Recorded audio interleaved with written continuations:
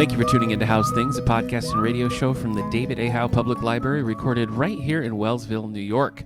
My name's Nick Gunning, and I'm joined by one of my favorite guest stars, Ally Stevick. Ally, welcome back. Here I am. Welcome glad back. To be back. Last time we were talking all things Victorian.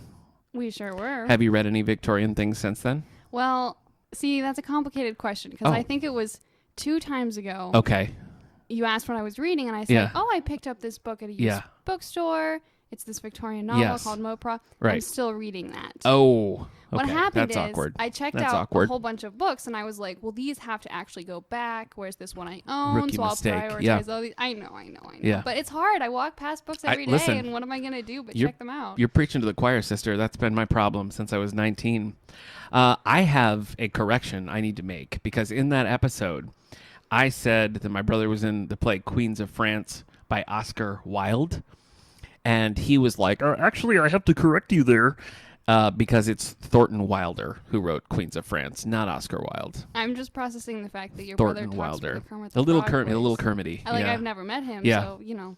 I don't think that was a great impression, but I think the essence was right. Okay. Do you know what I mean? Mm-hmm. I understand. Queens of France is by Thornton Wilder, and I did enjoy it. You know what else I like by Thornton Wilder? Theophilus North. Have you ever read that book? I haven't, but I've heard of it. I like it. I like it a lot. It's weird. It's kind of, I don't know. It's just about this town. It has sort of like a magical quality to it. And he's just kind of like going around, really hard to describe. Magical as in actual magic? Or no, it just feels... don't. Yeah, it's not actual magic, but there's something sort of otherworldly about it. It feels almost fantastical, but it's not really. It's just, you know, I think it's his perspective. There's a stage version of it, which works really well because it lends itself to that. But anyway, that's my little correction that I have to make. I was hoping you were about to say it's magical realism, because I love magical realism. No, I'm sorry. Alas. It's not. No, it's not. All right, well, let's go ahead and get into our bookmarks. So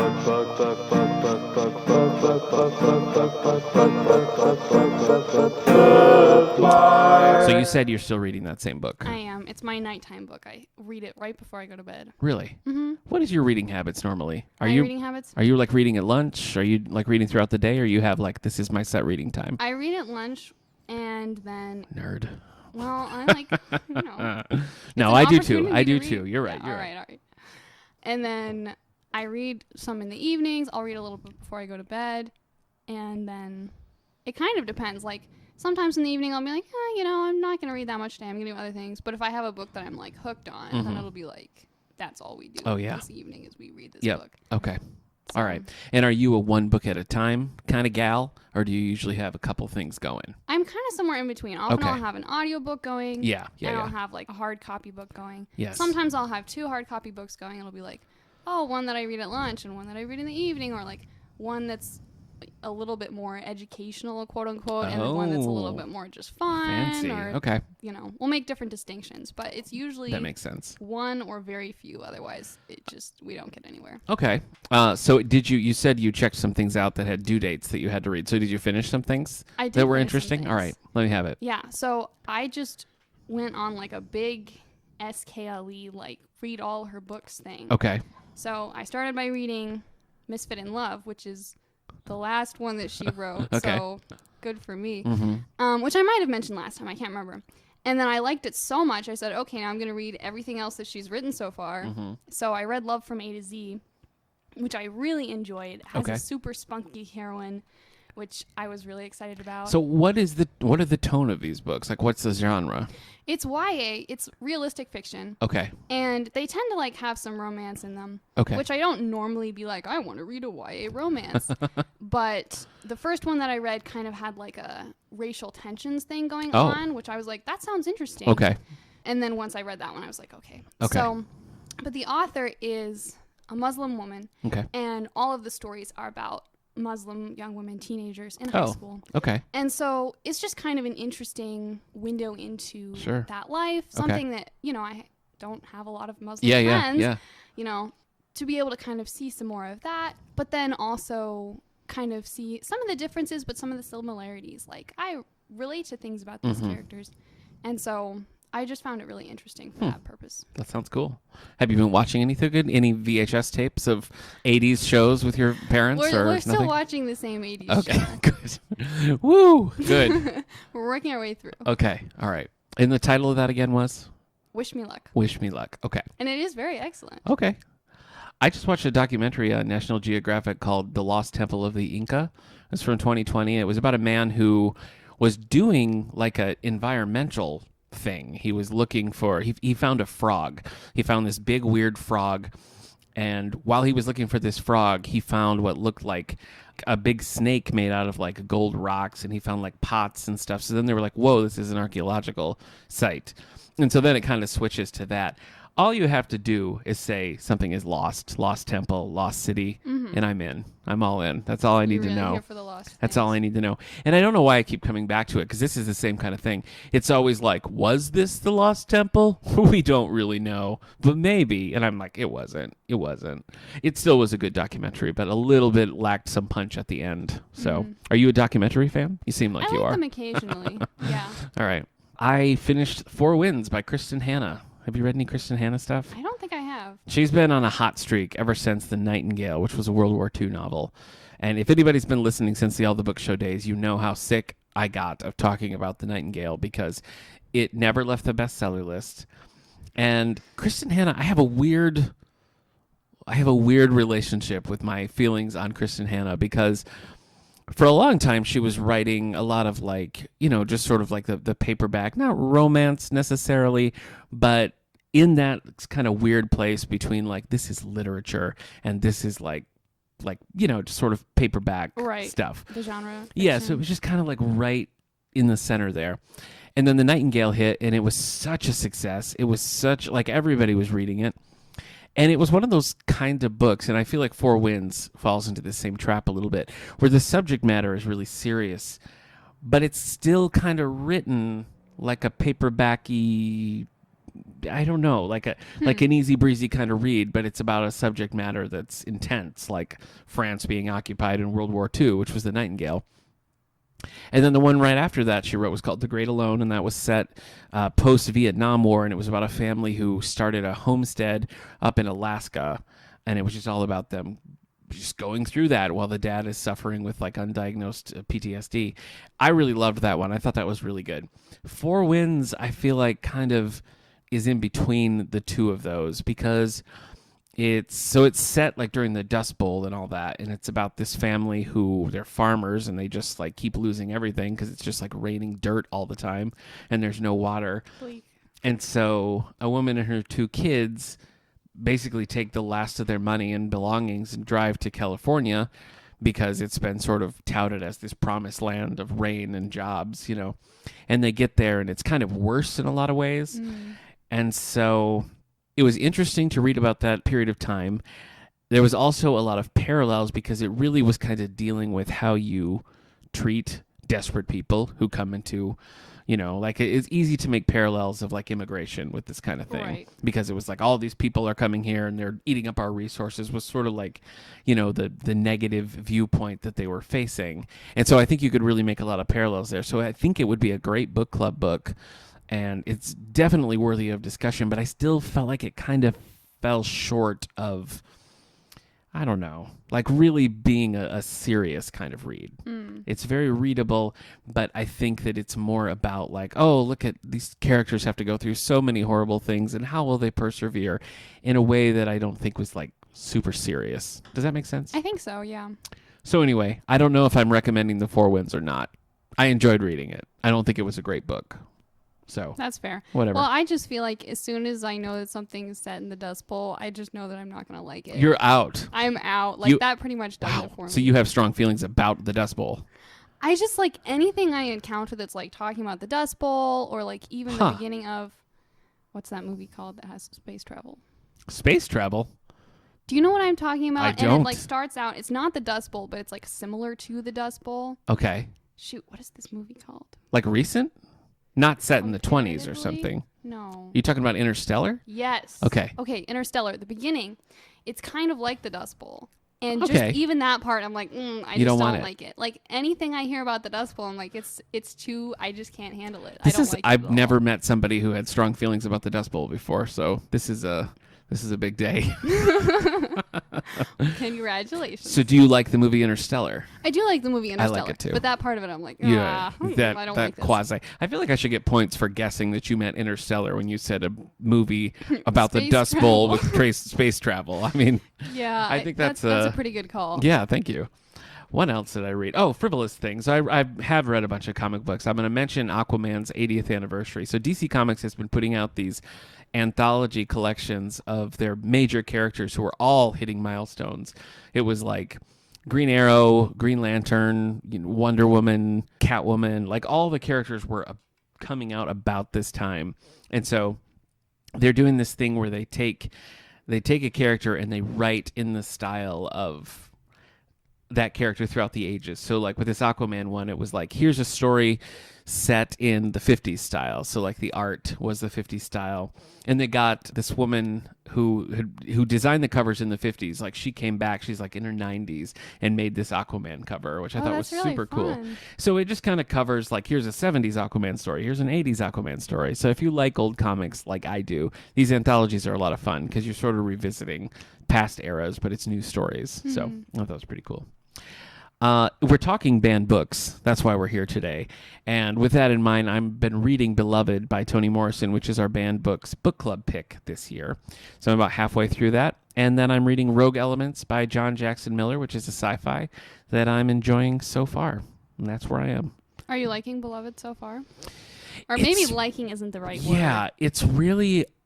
Have you read it? I have. I'm adapting to the style because it's kind of a non-traditional way to tell the story. Do you know what I mean? I read a couple of her books and I read one called God Save the Child most recently, and I really liked that one a lot. I feel like that was a more traditional kind of narrative, like the structure of it and everything. Beloved, I feel like, is similar to something like Song of Solomon. Have you read that? I don't Toni think Morrison? I have. Okay. But they do that sort of same thing where we're jumping around a little bit. It's not a real... It's kind of hard to nail down the tone of that book. What are your thoughts on it? I don't know if like is the right word. Sure. Appreciate, maybe. But I appreciate it a lot. Yeah. Like, I thought the way it was told, like it takes a little adjusting, but I thought it was really cool. And I thought the story was really impactful. Yeah. The memories of reading, I read it for a college class, and just like the sense of being like a little bit overwhelmed, but like kind of in a good way. Sometimes it's like I read, I don't know, 50, 60 pages or something like that. And then I went and like read just a brief synopsis of it just to kind of like get my bearings in the story, because it's, it's kind of hard to just jump right into, I feel like, which is intentional, but it's unusual, I guess is what I would say. So we'll see. We'll see how the book club gang likes it. Shall we get into some book news? Let's do it. Look into the future to see what it proves. It's time for book news. Well, we're recording in the midst of Hispanic Heritage Month, so instead of doing a New York Times book club, I thought maybe we'd take a look at a New York Times article called, for National Hispanic Heritage Month, 11 Recent Books on Latino Life. This came out, the article was published September 19th of 2021. It's compiled by Miguel Salazar, Isabelia Herrera, and Gregory Cowles. Allie, you want to take us through this list? First on the list, we have Latinx, The New Force in American Politics and Culture by Ed Morales. Makes me think of Miles Morales, who's one of my favorite Spider-Man. Yes, I like it. The recent debate over the term Latinx, which has grabbed the attention of countless op-ed pages and Twitter threads, is just the latest iteration of a long reckoning over this single shared identity. I didn't realize Latinx was a touchy term. Did you know? I guess I didn't either. Huh. All right. I might have to click that link and find out more. What else we got? The Undocumented Americans by Carla Cornejo. This collection falls somewhere between reportage, fiction, and memoir in its storytelling, rendering an intimate portrait of the undocumented condition in the United States. That sounds interesting. It does. Sounds also potentially a little intense. Yeah. I think that's fair to say. The Poet X by Elizabeth Acevedo. I've read that one. I haven't read this one. This is, I think, the only one of hers that I haven't read yet. Oh, okay. It's on my list, but... I feel like maybe this is the only one I have read. So together we have a perfect record. It's like with the Angie Thomas books. That's right. We make a complete right. set. Yes, we do. And just like with the Angie Thomas books, we do have an episode all about this on the All the Book Show archive. So you can go and find that. Malik joined us on that, and we all read this and talked about the Poet X. We had a good time. It sounds like a good time. Yeah. I look forward to reading it soon. Yeah. Unforgetting, a memoir of family, migration, gangs, and revolution in the Americas by Robert Lovato.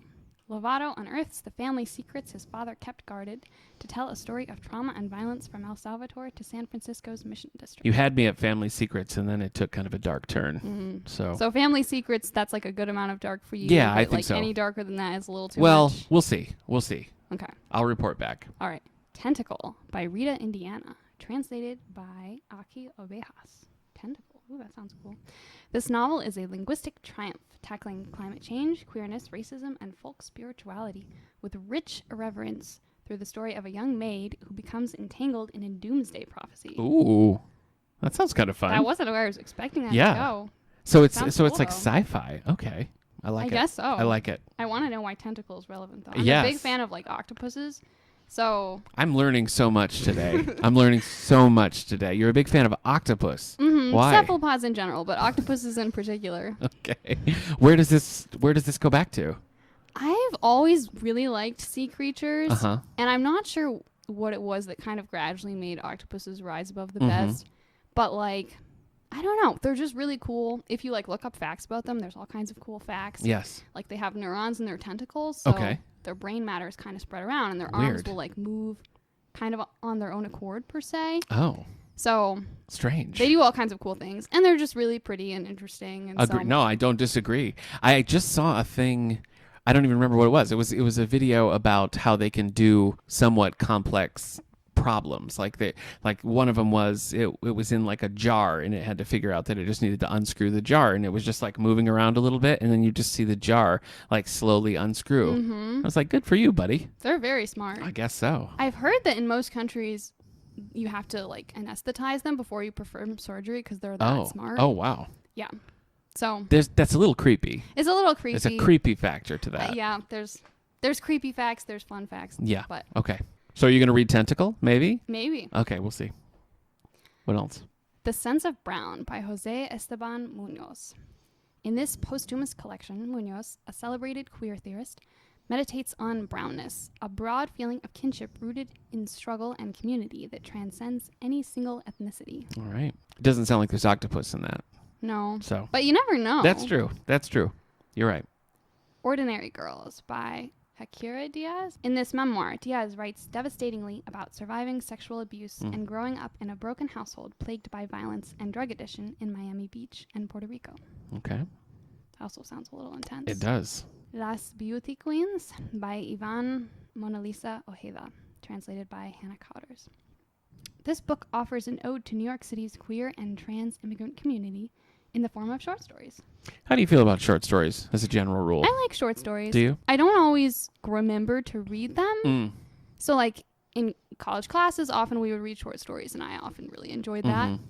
But I feel like just in general life, I don't always know where to find them or seek them out. Yeah. Like, either they fall into my lap or I forget that short stories are a thing that I can find to read. Same. I don't know. Like when I'm looking for new books, if I'm going through and I find like I see something interesting and it says a short story collection, it's probably a deterrent more than anything. Yeah. But there's lots of short stories that I've read and enjoyed. Often when it's an author that I like and they have a short story collection, I'll read that and be like, short stories, Right. But I don't seek them out. Well, and I feel like if it's like, oh, here's this writer who tends to write short stories, and here's a book just of their short stories, I'm more likely to be like, yeah, let's go, than if it's like, here's a collection of short stories by random people, and I'm kind of like, Don't like that. I'm not as enticed by that. Okay, all right. All right, let's see here. Gordo by Jamie Cortez. In Cortez's California, a young girl delivers the Eucharist via donut pieces. Ooh. A Chicano boy fights in a luchador mask to live up to his father's idea of masculinity, and a hairstylist is asked to work on a wig for his dead middle school bully who was shot in the head. Jeez. Wow, that's a lot of things going on. So I was just going to say that. Yeah. It would take an octopus to untangle that kind of puzzle, don't you think? I think so. It might take a few octopuses. It could. A couple. That sounds kind of interesting, though. I'm really interested by this idea of Eucharist via donut pieces. Yeah, right. I think that's what intrigues me the most. You had me at donut. Yeah, absolutely. Post-colonial love poem by Natalie Diaz. Throughout her second collection, Diaz highlights the ways an occupying power absorbs and erases the cultures it meets. And, in keeping with her efforts to preserve indigenous languages, she refuses to submit to the process. Okay. And finally, drum roll, Cruel Fiction by Wendy Trevino. Trevino's 2018 debut poetry collection is also a manifesto of sorts, and her thesis is simple. A border, like race, is a cruel fiction. Okay. That is a nice, pithy thesis. It is. It is. It gets right to the point, doesn't it? It does. And that's what a thesis should do. Yeah. That's what they tell you. It is kind of funny sometimes when you really think about, like, the concept of a border. I remember we were going up to a concert at Art Park, like way up north in New York. That's like right. So we're like driving down the road, and it's like, okay, so this land right over here is Canada, and this is the USA. And it, like, when you see it in those terms, it's just kind of like, what are we talking about? Right. You know what I mean? Like, it is. Right. Like, if you think about it abstractly, like, oh yeah, big picture, sure, I live in the United States. It's like, okay, sure. Yeah. But then when you're actually looking at it, you're kind of like, interesting. Right. I don't see much. Yeah.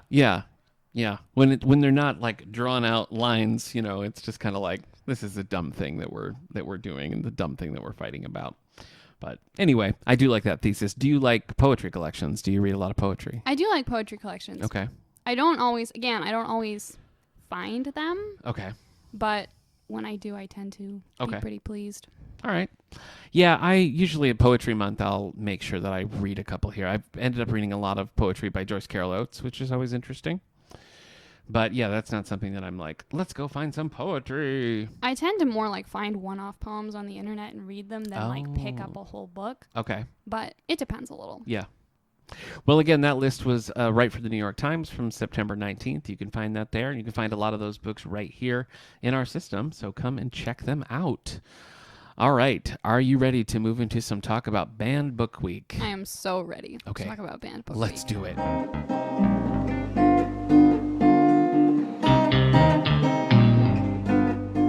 So Banned Book Week is every year about this time, and it's just a time to really like take a look at books that are being regularly challenged, and it always leads to some interesting conversations because, typically you hear banned books and it's just like bad. That's not the way it should go. And then you have some things like I remember a few years ago, it was the Little Bill books by Bill Cosby, were regularly being pulled off shelves and taken down. And that kind of led to a conversation of like, in a situation like that, is that okay? So there's some nuance, and then there's some difficulty in how you handle that kind of thing, And I think we even had some of this conversation a little bit back when the Seuss estate pulled some of those Dr. Seuss books out of regular publication. It brought up a lot of like, if we put these in the right context, or if we don't shelve them with regular children's books, is that censorship? And that's a complicated question to answer, because I think a lot of it is the context with how they're presented. It's one thing if you're saying like, look at this book, look at the mistakes it made, and understand the full context versus just toss it in the kids' collection and it won't. Just a free-for-all. Yeah. I don't know. What do you think about help. that? It's hard. Yeah. No, I feel like it really is complicated because it's easy to be like, oh, censorship is bad. Yeah. Or it's easy to be like, we shouldn't give kids books that are like whatever, dangerous or whatever.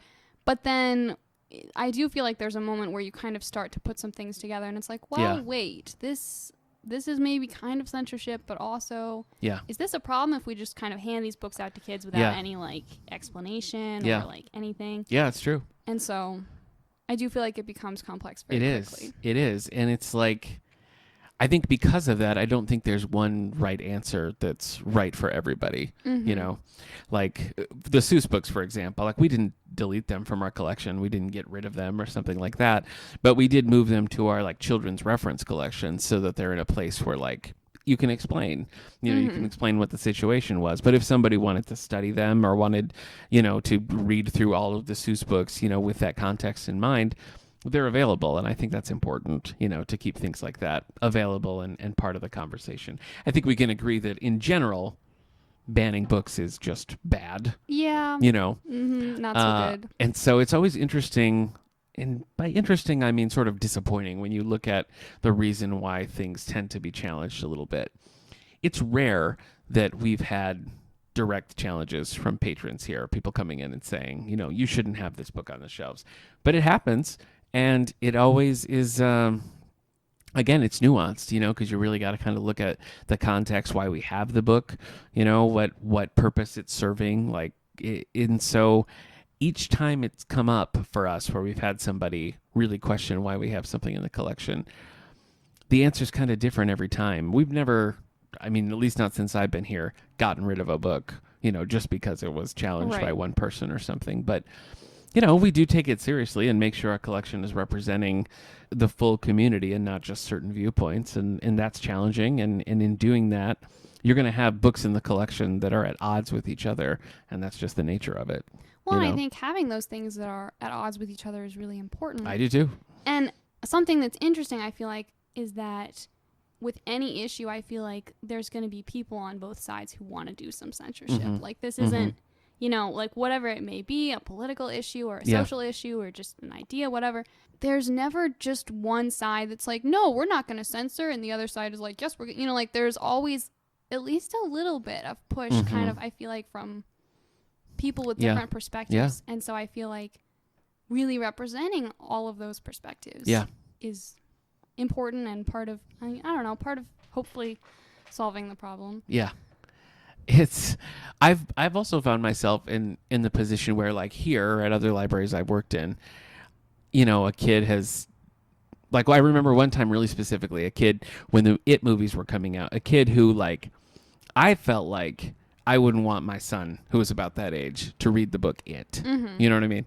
And but it was really kind of like, I wasn't going to say, like, no, you can't do that, because, like, I'm not this kid's parent. But it does kind of bring up a responsibility issue where you're kind of thinking, like, where does it end? You know what I mean? If you stop one person from checking out It because you think they're too young or something, like, how do you draw that line? So it's complicated. Yeah. Well, and it's hard because I feel like it can be easy to say, like, okay, well, like, this is up to the parents, And, like, my parents, I feel like, generally did a pretty good job of, being like, hey, maybe we shouldn't read this book yet. Not in, like, we're being, right. How dare you? You're not allowed. But more like, maybe, in a while. Or, like, talking about things, that kind of thing. But I know that not everyone's parents do that at all. Some parents don't pay, attention to what their kids are reading. And then on the other hand, some parents are really more, like, draconian, perhaps, about what their kids are allowed to read. And so I would feel bad if I, handed a very small child It and didn't say anything, thinking, oh, their parents will say something. Yeah. And then, but also I'm not going to say, no, there's no way you can have this. Right. So, I know.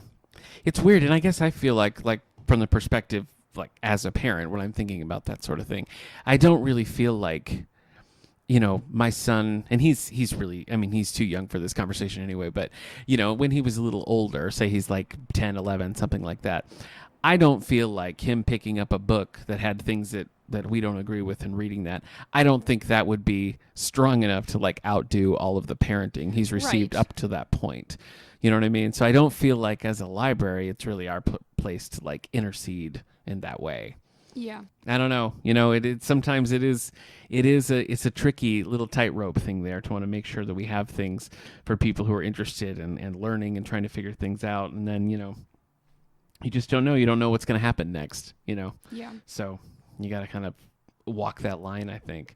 We're going to be looking today at bandbooksweek.org. They have a lot of really interesting things, a lot of videos and conversations and promotional tools and resources, event listings, all sorts of things. So if you're interested in the topic, you can look at bandbooksweek.org.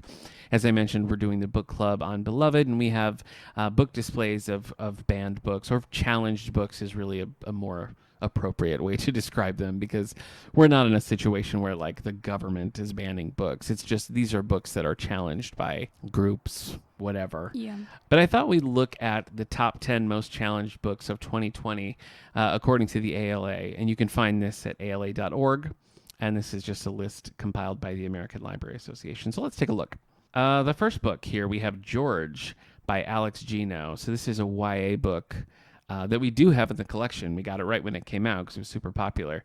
We never heard a word about it. Nobody ever said anything or complained about it. Are you familiar with this book? I've seen it around, but I haven't read it. Okay. Its reasons for being challenged are LGBTQIA plus content, conflicting with religious viewpoints, and not reflecting the, quote, values of our community. whatever that means. Well, also, who's communicating? Well, exactly. There's this possessive, but it's not attached to anyone. I know. Well, that's always the conversation. It's like, okay, so this offends or conflicts with your set of viewpoints or values or whatever you want to say. I don't understand taking the step of being like, so no one can see this. Yeah. I just think I don't like it, so no one can. Exactly. Yeah. Exactly. I mean, I feel like this conversation is the same every time we do a banned books week thing, but I just don't get it. I just don't get it. And I really feel like when you do that, when you take that step, all you're doing is elevating that book. You know what I mean? It's not going to be removed from existence. You're just elevating it. You know what I mean? You're being like, everyone look at this book that I don't like. And then people will. It's like, now I'm curious. Yeah, I say this every year, but I'm telling you, Dan Brown and the Da Vinci Code, if people didn't freak out about the Da Vinci Code, Dan Brown would not have a career. I fully believe that. And that's just what happens. You're shining a spotlight on something that probably didn't have a spotlight on it before. Anyway, number 2 on the list, Stamped, Racism, Anti-Racism, and You by Ibram X. Kendi and Jason Reynolds. Reasons for being banned or challenged is because the author's public statements, I'm not sure what that means, and because of claims that the book contains, quote, selective storytelling incidents and does not encompass racism against all people. That's a lot to put on a book. Yeah. I haven't read it, so, but I mean to at some point. Yeah. Yeah, I don't know. I mean, does any book encompass racism against all people? If it does, yeah. I'd like to see the book, and also I'm sure it would be really heavy. Yeah, definitely. Another Jason Reynolds book on the list here. Number 3 is All American Boys by Jason Reynolds and Brendan Kiley. Reasons for being banned would be profanity, drug use, and alcoholism, and because it was thought to promote anti-police violence, contain divisive topics, and be, quote, too much of a sensitive matter right now. I love the right now at the end there. Not just like in general, but specifically right now. Mm-hmm. In this moment in time. Number 4, Speak by Lauren Halls Anderson. This I feel like is... I don't remember this being on the list in quite a while. No, it wasn't last year. I know it's been on before, but it's been a long time. I wonder why that one is suddenly... Because that's an older book, isn't it? I'm not actually sure. Oh, okay. I think it is. I think it's quite old. Anyway, it's challenged because it was thought to contain a political viewpoint... Wait, what? I mean, probably so. Political viewpoint, and it was claimed to be biased against male students and for the novel's inclusion of rape and profanity. Interesting. Yes. Number 5, The Absolutely True Diary of a Part-Time Indian by Sherman Alexie. This is challenged for profanity, sexual references, and allegations of sexual misconduct by the author. I like this one quite a lot. The book? Mm-hmm. Read it. I think I was in high school. Actually, yes, this tells you something. Okay. My parents gave me this to read for my schooling. Ah, okay. Yeah. All right. I don't really know what this is about. I hear about this book all the time, but I haven't read it. Tell me a little bit about it. It's a story about a Native American boy. He lives on the res, but he goes to school off the res. And so it's kind of this, like, a little bit of like a 2 lives kind of a thing. Okay. Sort of colliding and contrasting. And, dealing with some of that, but also just dealing with some, like, general high school stuff. And it's interesting because I know that part of the reason why this is challenged now is because of the allegations of sexual misconduct by the author. But before that, this was already challenged because of sexual content. Yeah. And I've read this book, and, like, I feel like the content was fairly tame comparatively. Okay. Like, again, I read this in high school, and I wasn't like, oh no. Like, as a high schooler, it seemed okay to me. Uh-huh. And especially because... I feel like the number of books that I've read, YA books, that have so much more than this, but I've never heard a peep on it at all. Like, no one has ever been like, this book, how dare, And so, I don't know. I'm always a little puzzled when I look at these lists, and I'm like, yeah, these are the ones? This is the one, for whatever reason. For these reason. reasons? Like, I can think of, quote-unquote, worse examples. This was last on the list in 2018, and the reasons listed then were sexual references, profanity, violence, gambling, underage drinking, and its religious viewpoint. Interesting. So there you go. Do with that what you will. This is just becoming more and more of a conversation about what you do. In an era where we kind of know everything about everyone, it feels like more and more you're dealing with having to find the line between separating the artist from the art.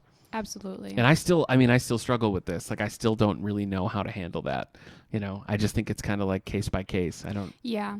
Well, and it's just such an interesting experience because, like, the time frame that it's happened on, like, even when I was a kid and I was reading Harry Potter, right? I didn't know anything about J.K. Rowling. Yeah, right. I knew that exactly. she was J.K. Rowling, yeah. and I thought maybe I'd heard some story about her writing ideas on a napkin in a coffee shop, yeah. and that's how this came to be or something. Yeah. I didn't really know, and now it's like I know everything about exactly. her. Yeah. And I don't know that knowing that kind of information about authors in general really adds to my experience of the book that much. Mm-hmm.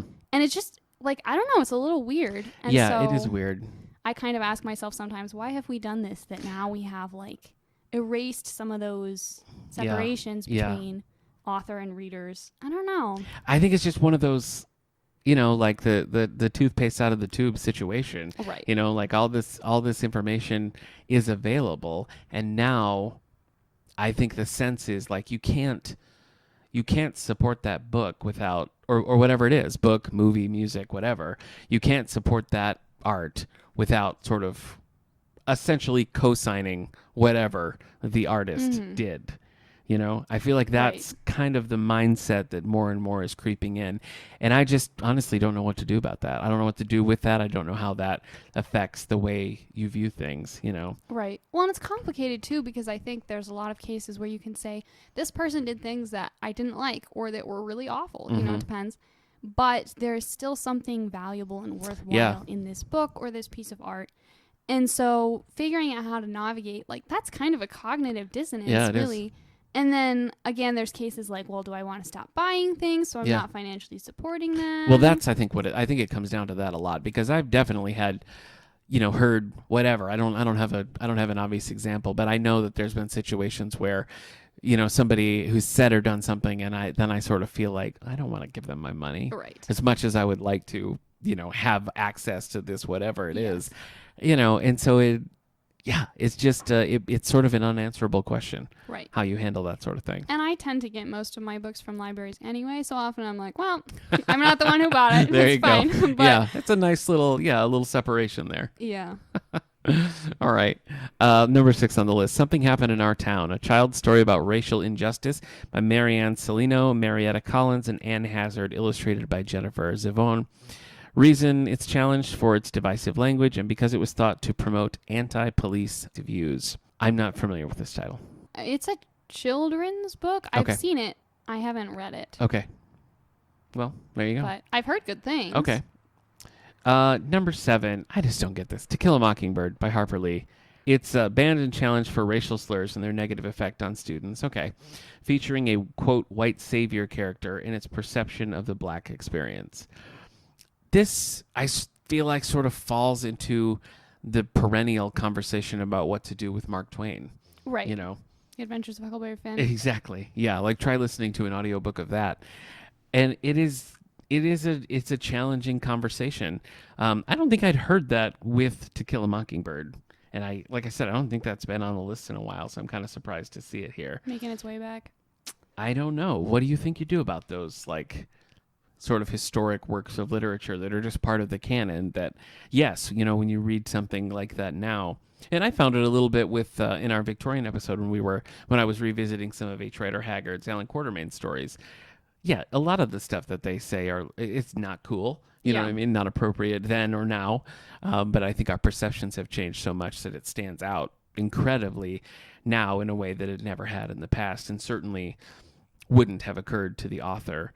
What do you do? Yeah. Well, I think, again, this is a complicated thing. Yeah. It's the kind of thing where, like, sometimes I'm like, okay, if someone now wrote a book that was like this, I would be like, no. Right. Like, please don't do this. You don't write this. Don't publish this. We don't need this. But since it was written in a different time and was important for a historical moment, I don't know. It becomes more than just the book itself. I feel like it becomes kind of a piece of history. And so you can look at it kind of from that lens. But it's definitely complicated. I read a book called Breaking Bread with the Dead. Mm-hmm. This is by Alan Jacobs. Okay. And it's all about this kind of, how do you deal with past books, past authors, that either the author or the book has something uncomfortable or problematic about it in our current view. But there's still some, maybe it's a classic or there's worthwhile things. Yeah. And kind of wrestling with this, like, again, sort of being able to sit with some of the discomfort, not try and, like, pretend it's not there. Yeah. Be like, oh, no, this book is fine. There's nothing, in here that... But not just kind of shut the book out, but still, allow yourself to see some of the good things that it has to offer. Yeah, I think it was last year, we had a post that it was like a staff pick, and it was about the Little House series, which is just one of those things that, like, I mean, when I was a kid and long before that, those were just sort of in every classroom, and every kid read them as a child, and they were just sort of this beloved thing. And then when you really look at it, yes, her views on Native Americans are not pleasant, and they're not portrayed in positive or appropriate ways. No. But it just becomes that question of, what do you do? Do you just kind of like erase those books? Do you do some sort of new editions where you have kind of a disclaimer almost? That's like, this was written under a different context and way of thinking that we now know was dangerous and harmful. I don't know if that highlights it in a way you don't want. I don't know if that makes it better or worse. I don't know. I don't know either. I think some of the answer maybe is to not just say get rid of the Little House books, but add in other books that have more appropriate language, more perspectives. Yeah. And so, because if you just keep hanging on to these same books that have these problematic things and not necessarily giving a lot of disclaimer, or even if you do, if that's just the only things that we're reading in school, for instance, we're not going to be able to separate from that viewpoint as much. Right. But I think if you can add in other things that kind of give some balance, that will help. Yeah. Yeah, no, I think it definitely will help. And you look at the way some of the, not just books, but if you look at like Disney, for example, if you look at like streaming, Disney Plus is doing this thing where they take some of the shorts or movies like Dumbo or Peter Pan, which feature pretty blatant, racial issues that, you just can't ignore. And instead of like deleting those scenes or taking them out, they're making them not accessible in like a children's profile, putting them just under like an adult category and having like a little disclaimer at the beginning. I don't know if that's the solution or not, but I think that's, that's certainly an approach that gets across what maybe you want. I don't know. What do you think about that? I don't know, because I feel like kids are still going to want to watch Peter Pan. Yeah. And so does this just mean they're going to go into the adult profile? Maybe. With or without the parents' supervision? Maybe. And like, maybe it would help in that then they're saying, oh, there's something different about this where we have to read this disclaimer and go through this little kind of, jump through some hoops to get to this. Yeah. And that'll kind of bring some awareness. Because I think that can help. Like, I remember my dad read Dr. Dolittle to my sister and I when we were little, and I really loved that book. The whole like talking with animals and everything. Yeah. It was a great time. But I remember him saying, there are things about this, there are ways of portraying people that are not fine. And even though I didn't quite maybe entirely get it at the time, because I was pretty young, that stuck with me, so that as I continued to read it and think about it, I was like, oh, okay, I see what this is. I recognize it. And I already have this reference point to say, this is not how we talk about people. Yeah.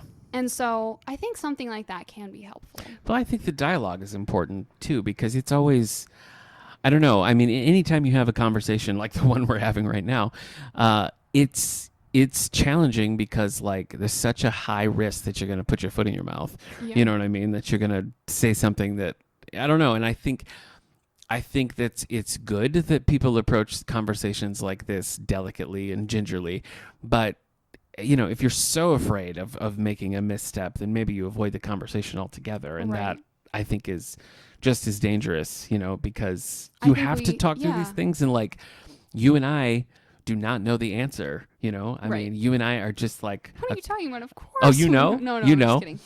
I have no idea. I know. But I mean, here we are, just a couple of like nice white people trying to like solve this problem. We're not trying to solve the problem, but we're trying to discuss how we handle this as a library, how we handle this as individuals. And I think there's nothing wrong with saying, I don't know, but we're trying to figure it out. Yeah. And that's certainly my approach. I don't know. Let's try to figure it out. I don't know either. Okay. Number 8 on the list, Of Mice and Men by John Steinbeck. A challenge for racial slurs and racial stereotypes and their negative effects on students. I'm really curious about that part. I haven't read this one, so I don't know what those negative effects are. Yeah. You know. I don't know. But again, I mean, if this is the kind of thing that you're reading in a class, and I feel like a lot of times that's why these kinds of things are challenged, because they're on reading lists. Right. I feel people notice them. I feel like if that's the kind of thing you're doing in a classroom setting, then that should be part of the conversation. Right. You know what I mean? Like if that is part of the conversation, part of the way you're looking at it from a critical lens, and I think that's valuable. Yeah. To look at those things and be like, how did you react to that? Because it is jarring, you know, and it's good, I think, that like we're in a place where you read something like that and it's jarring rather than something that you just gloss over. And if it's not jarring to you, then that conversation is an important one. Absolutely. So anyway, number 9, The Bluest Eyes by Toni Morrison. We were just talking about Toni Morrison. Challenged because it was considered sexually explicit and depicts child sexual abuse. Finally, The Hate You Give. This one I feel like has had a hot streak of being on the challenge list here. Challenge for profanity and is thought to promote an anti-police message.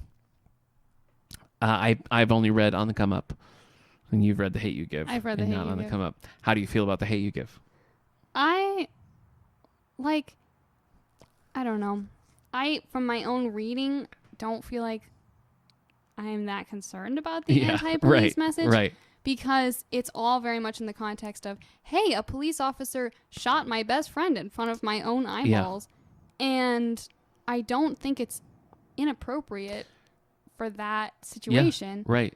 So, and I think it's really has some subtlety and isn't just like absolutely bashing on police or anything like that. So, I don't know. Like, I think you're gonna run into a problem anytime you read a book on this list and think that's the end of the conversation. I've had the whole conversation. I think any of these books, and I think books in general, art in general, should be the start of conversations, not the end. You know? So if you're reading these books and you're finding something in here that is challenging to you, or that you think is inappropriate, or you think would be inappropriate to children, then like have that conversation. Don't just be like, we're done. Dismiss this. That's the end of this conversation. Like, I'm always okay with a conversation, you know, and I feel like people working through things is important. And I think we're all doing that, you know. I think we probably should have done it more earlier, but here we are now, you know. Anything that's the start of a continuing dialogue and coming to new understandings, I think is important. Yeah.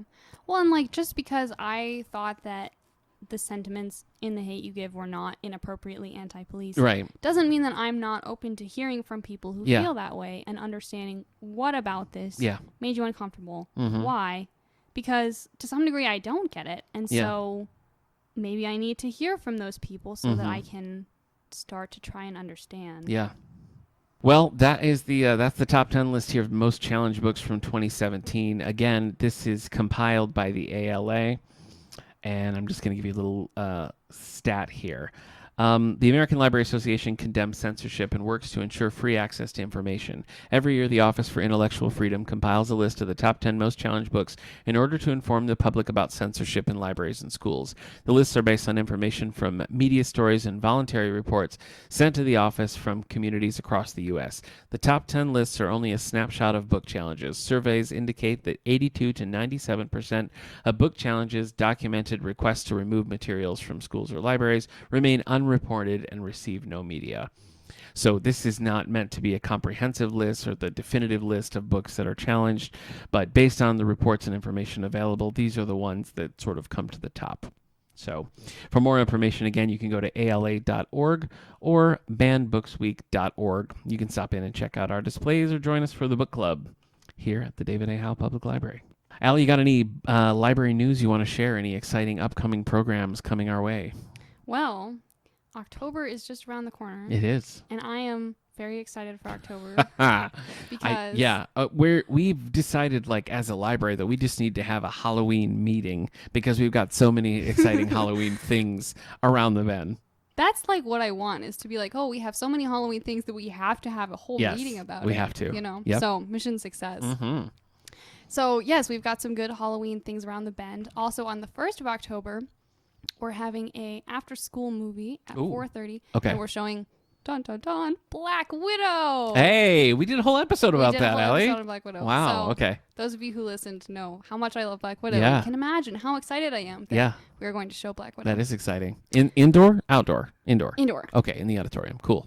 So, all right. Yes. So that's coming up. And then also throughout October on Tuesday nights, I'm going to be doing different Halloween crafts and events. Cool. And so, yes, drop in and pick up a list of those. Were you a big Halloween kid growing up? I was a big Halloween kid. Okay. I'm like an interesting Halloween person, though, in that, like, the things that are, like, too spooky and gross, I'm kind of like, pass. Oh, I'm but, with you. like, cute ghosts, dressing up as pirates, candy, You're all for all it. of that, like, little bats, yellow moons. I'm all there for that I have stuff. a very specific criteria that a movie has to reach for it to be like the appropriate level of spooky. Mm-hmm. You know what I mean? Anything that pushes it too far, any sort of image that's going to get stuck in my brain, I don't want.